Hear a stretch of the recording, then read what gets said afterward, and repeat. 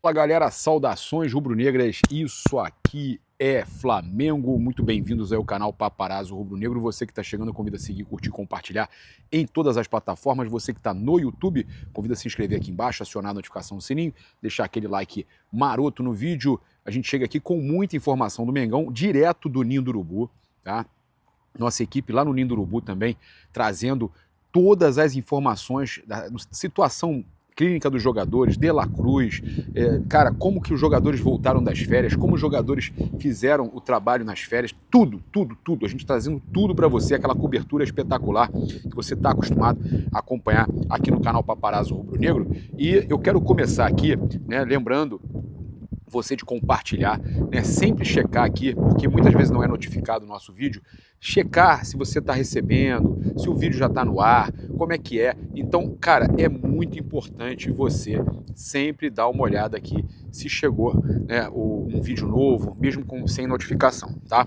Seguinte, já segue também lá no Paparazzo, cara, já segue a nossa conta no Insta, @paparubronegro, @paparubronegro, vai também lá onde a gente tem a comunidade, né, o grupo do Insta, e a gente está sempre jogando o link lá, também no WhatsApp a gente está jogando, tem o nosso grupo do Paparazzo Rubro-Negro, procura o grupo do Paparazzo Rubro-Negro no WhatsApp, também é muito importante, a gente está sempre jogando lá também os links, então é muito importante você seguir em todas as redes, e lembrando também, Paparazzo Rubro-Negro no Insta, tá, corrigindo, @paparazzo Rubro-Negro, no X é que é @papa rubro-negro, tá bom?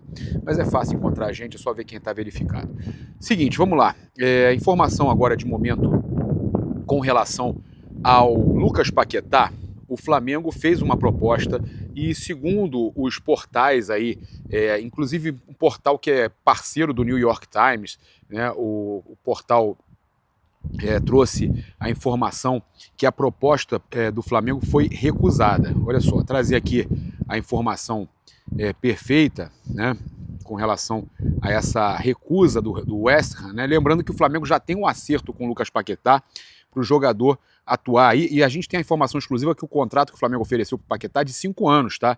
5 anos, salário top do elenco, e o Lucas Paquetá já deu sim para o Flamengo, já tem um acerto entre Flamengo e Lucas Paquetá. O Flamengo inicialmente negava, estava tentando evitar o assunto para não encarecer o jogador, para não ter mais pressão, e o jogador está atuando também lá, né, pedindo a sua saída no West Ham, pedindo que o West Ham negocie ele com o Flamengo. O West Ham pode acabar cedendo um pouco, né, aquele valor que eles queriam de 50 milhões de euros, depois saiu que seriam 30, agora já estão falando em 40. A questão é que o Lucas Paquetá está tentando trabalhar na ponta de lá também para diminuir o valor. Segundo então o jornal The Athletic, que é da rede do New York Times, o West Ham recusou a proposta de 35 milhões de euros. São 32 mais 3 por metas, tá? Pelo Flamengo. Isso foi uma informação que a Raíza falou, que tem uma parte disso que é bônus. O Flamengo já acertou os moldes salariais e o tempo de contrato com o jogador, resta agora chegar a um acordo com o West Ham, tá? Então o salário já tem 5 anos de contrato, até os 33 no Flamengo, e aí o Lucas Paquetá seria a maior contratação, né, da história do futebol brasileiro, e também a contratação mais badalada da temporada.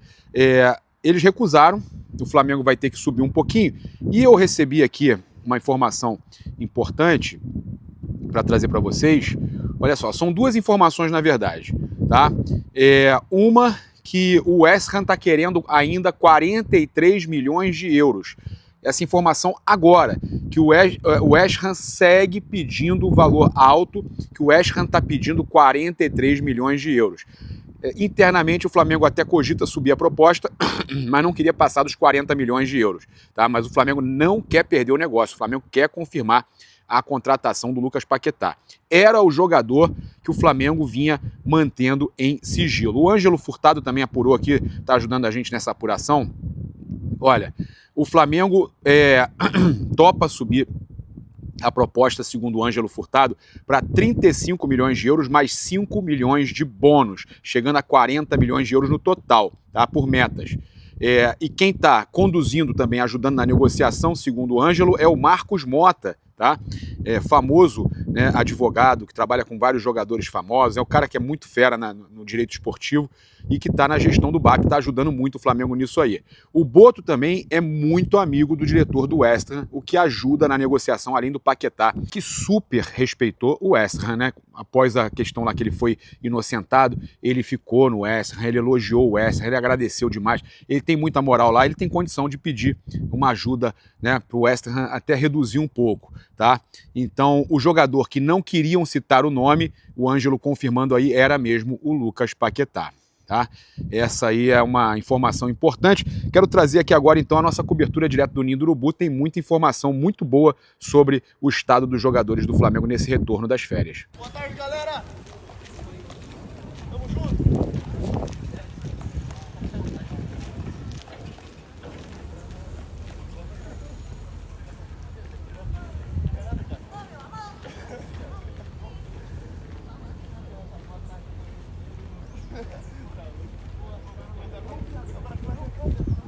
Cruz ele não fez nenhum procedimento cirúrgico, acho que até teve essa divulgação, ele fez um procedimento que a gente chama regenerativo ou ortobiológico, né, que você retira uma parte do sangue da medula, né, um aspirado de medula óssea, e aplica na área de alteração, né. Ele fez esse procedimento nas férias,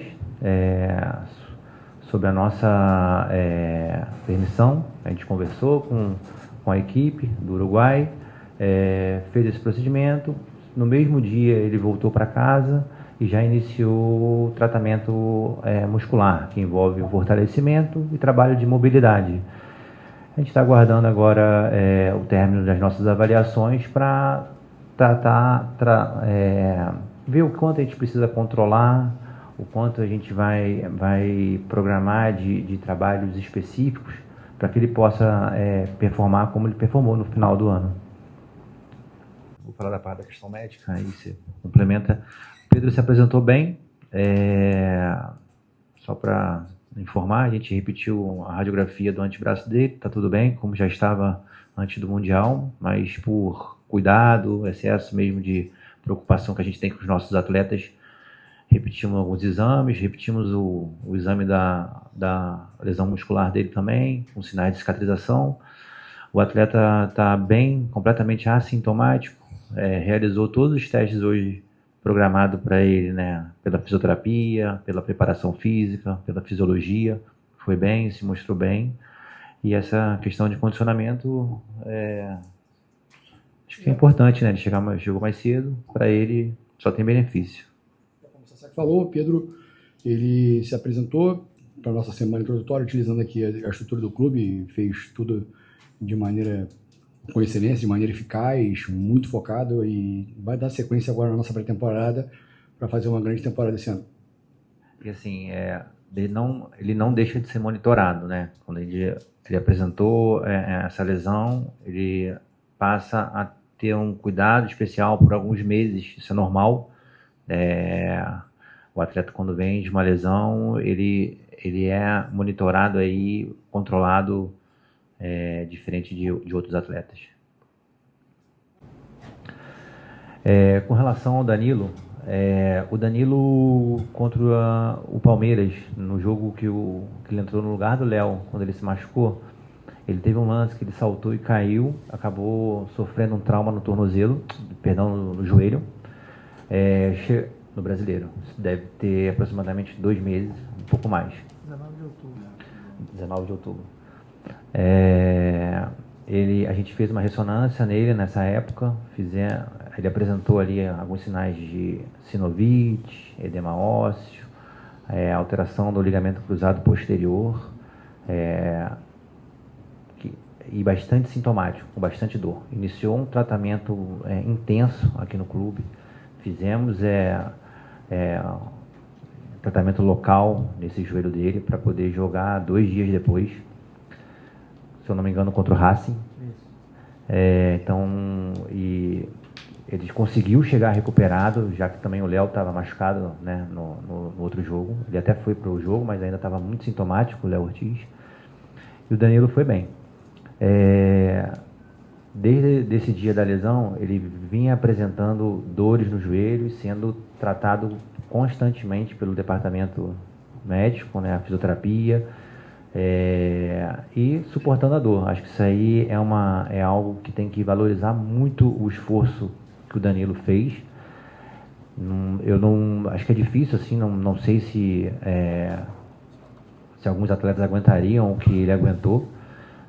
Muita gente não sabe, né? Não está no dia a dia, não está no dia a dia aqui dentro aqui do clube, e realmente a gente viu o tamanho do esforço que ele fez. Ele manteve dor de outubro até a final do Mundial, né? Ele chegou na Libertadores com dor, na final com dor, e acabou sendo recompensado com um gol do título. Mantive contato com ele nas férias, né? Falei, Danilo, agora você vai conseguir descansar, vai conseguir repousar. A lesão dele permite um tratamento conservador, mas eu falei para ele, se sua dor, se você sentir que não evoluiu, se não teve uma melhora importante, a gente reavalia novamente com um novo exame de imagem e faz uma programação de tratamento, para a gente conseguir ter você 100%, de maneira segura.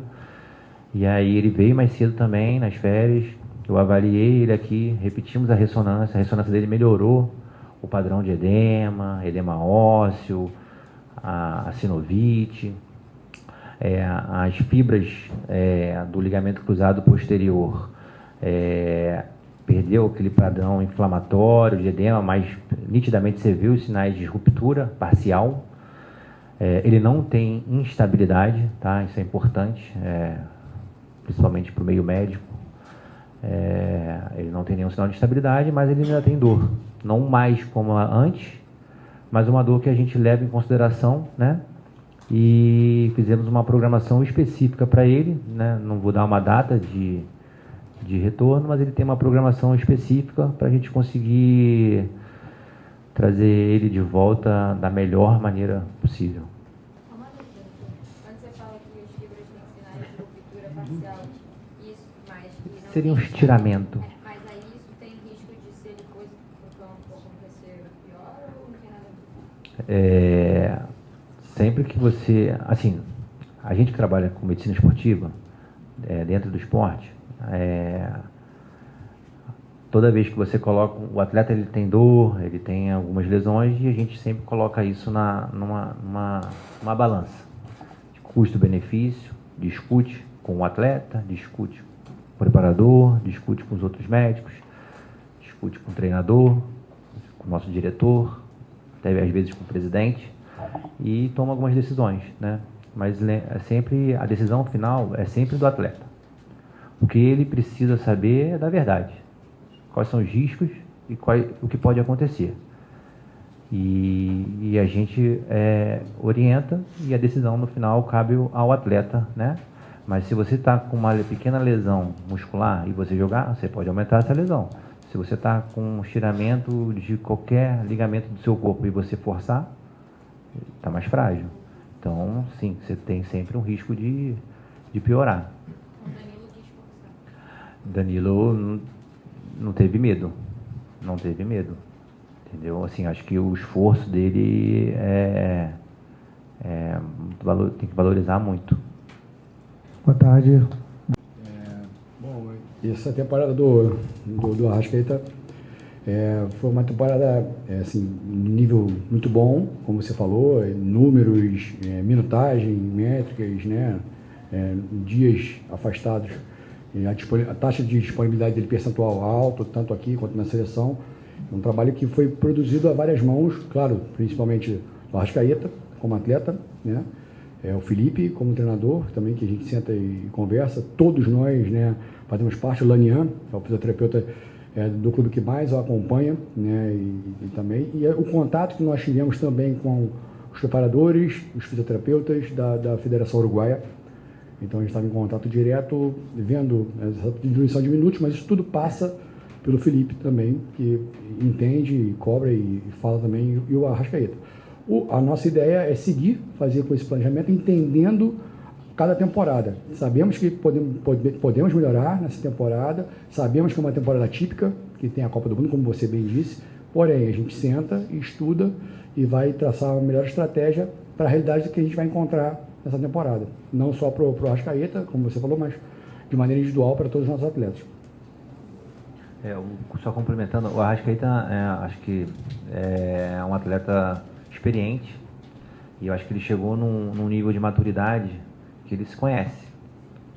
Então, a gente valoriza muito a percepção dele, o que ele fala do corpo dele, e em cima disso, as condutas são tomadas. Então, isso também acho que é muito mérito do atleta, que chegou num nível de maturidade, de conseguir nos dar informações para o Diogo, informações para o fisioterapeuta dele, e a gente conseguir encontrar esse ponto de equilíbrio, né? E ter esse controle e acabar tendo uma temporada praticamente limpa, sem lesão. Organizar a resposta a uma pergunta importante sobre o horário da partida influencia sim. É um horário ruim até para o espetáculo que é para as duas equipes, tratando de uma final de Supercopa, a primeira decisão nacional, né, do nosso calendário, e a gente está fazendo dia 1º de fevereiro, num sol, num calor, né, às 4 horas em Brasília. Isso influencia diretamente na performance dos atletas, fisiologicamente, com um aumento excessivo da temperatura corporal, que vai influenciar diretamente uma diminuição das métricas, todas elas, né, de distância ou de alta intensidade. Tomada de decisão interfere diretamente na tomada de decisão do atleta, e com isso tem um declínio, né? Tomar decisão, você tem um declínio técnico em alguma parte do jogo, e isso está diretamente ligado ao calor excessivo. Foram feitos vários estudos, até na última Copa do Mundo, que foi no Catar, em Doha, teve até alteração para o final do ano, justamente um dos fatores foi esse calor excessivo. Então, isso tem uma influência direta no jogo. Em relação ao nosso grupo, aí é uma resposta que vai ser dada pelo campo, como o Felipe fala mesmo, que é o nosso comandante. Ela vai ser construída através dos treinos, o resultado das avaliações, o resultado dos treinos, a análise que a gente faz diariamente nas nossas reuniões, para aí sim construir de uma maneira progressiva e de uma maneira bem controlada o melhor momento para a utilização do grupo, junto com o Felipe. Sim, né? As nossas decisões assim, não são únicas, né? Tem toda uma discussão. O jogo é extremamente participativo, o Luiz, o Felipe, então, e sempre assim, o foco maior é o atleta. Então, tudo que a gente faz é discutido, conversado e decidido, tá? Então, assim, essa decisão nunca é só minha, nunca é só do Diogo, nunca é só do Luiz, tudo aqui é compartilhado, mas sempre decisão final, depois de compartilhar, lógico, é o atleta. Aí, complementando, assim, você perguntou do Saul, mas só vou complementar do Léo Ortiz também, que eu falei muito do esforço do Danilo, mas o Léo Ortiz também fez coisas assim também que você não está acostumado, a gente não está acostumado a ver. Assim, ele fez de tudo para poder jogar essa reta final de Brasileiro, Libertadores e Mundial. São esforços assim que dificilmente eu acho que eu vou ver na minha vida, mas realmente tem que ser lembrado, tem que ser falado o que esses jogadores fizeram para conquistar o que eles conquistaram, tá? Complementando o Saul, mesma linha, atleta extremamente profissional. Nessa reta final também começou a apresentar uma dor na sua região do calcâneo esquerdo, começou a atrapalhar a performance, a tirar a qualidade mesmo de vida ali, incomodando. Fizemos alguns procedimentos locais, tratamento com fisioterapia regular, medicação oral, para que ele pudesse também jogar o ano todo. Terminou a temporada, era algo que a gente já discutia, né? Pô, se a gente não conseguir ter uma boa evolução com tratamento conservador, vamos avaliar o tratamento cirúrgico. O Saul, que é da Espanha, já tem algumas pessoas de confiança, fez a opção por tratar com o Dr. Nick Van Dijk, que é uma referência até mundial, de fato. Eu cansei já de estudar artigo de publicação desse colega, é um cirurgião muito experiente, que já deu o retorno do procedimento cirúrgico, informou que ocorreu tudo bem, tá? Ele agora está já em tratamento pós-operatório. Normalmente, depois que você opera um paciente, a gente espera para liberar, para retornar 2, 3 semanas, que é o momento de retirar os pontos, né? E o cirurgião ter a convicção que não teve nenhuma infecção, que não teve nenhuma complicação. Então, o Saul vai continuar lá por conta disso, para avaliar essa ferida operatória dele. Após essa avaliação, ele retorna para o clube para te dar início ao tratamento pela fisioterapia. Mais cedo, comparando o ano passado, quando a gente chegou e foi recepcionado, e esse ano, né? Naturalmente, quando não existe relacionamento, é mais difícil. Hoje, depois de um ano tão intenso, e a gente tão juntos, a gente vê os atletas muito mais vezes do que às vezes eu vejo parentes. Então, assim, a gente conhece a linguagem corporal, o jeito de falar, quando está sentindo algum problema, quando precisa de alguma ajuda, além, obviamente, do histórico médico. Então, assim, tudo roda mais fácil, né? Então, esse ano permitiu que a gente vivesse momentos intensos e estreitasse essa relação. Então, certamente, facilitou muito. E o grupo é praticamente o mesmo grupo do ano passado. Então, isso fez com que facilitasse o nosso trabalho. E dentro do que a gente já falou, trabalhar com profissionais tão comprometidos, isso naturalmente facilita o nosso trabalho, né? Mas certamente o fato da gente já ter esse convívio e essa relação de confiança bidirecional, né? Isso faz com que certamente as coisas fluam com mais facilidade. Acho que é isso, assim, cara, é assustador a diferença.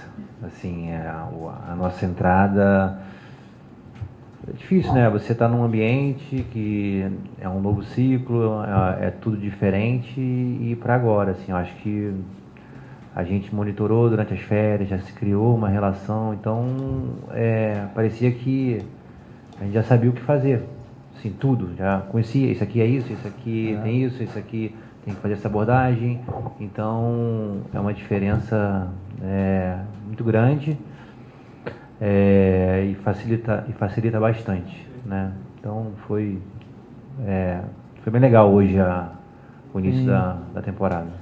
Posso te dizer que hoje a gente sabe, às vezes, no olhar, exatamente como cada um está se sentindo. E isso é muito legal. A gente tem uma relação aqui dentro do clube, do futebol, uma relação diária de família, e isso, com certeza, o ambiente pesa a favor dos resultados que a gente teve no ano passado, e, se Deus quiser, vai ter esse ano também. Na Copa do Mundo, a gente tem um intervalo, provavelmente a gente faz como se estivesse repetindo uma nova temporada. É algo até que a gente conversou já. Então, é bem provável que com esse intervalo, não sei, né?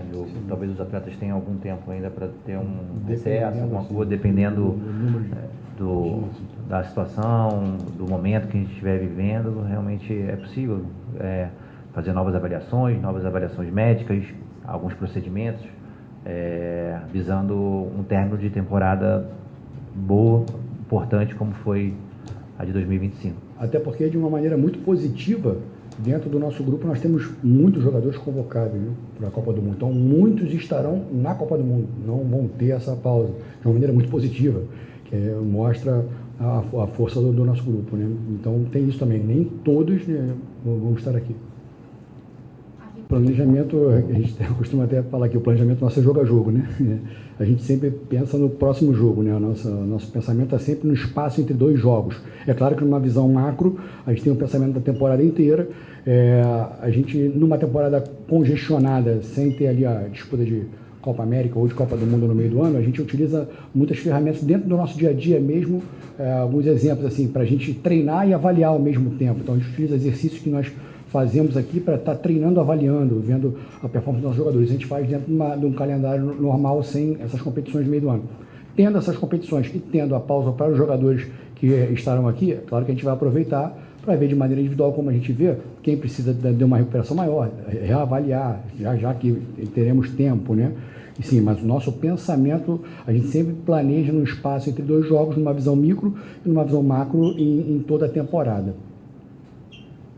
Só complementar.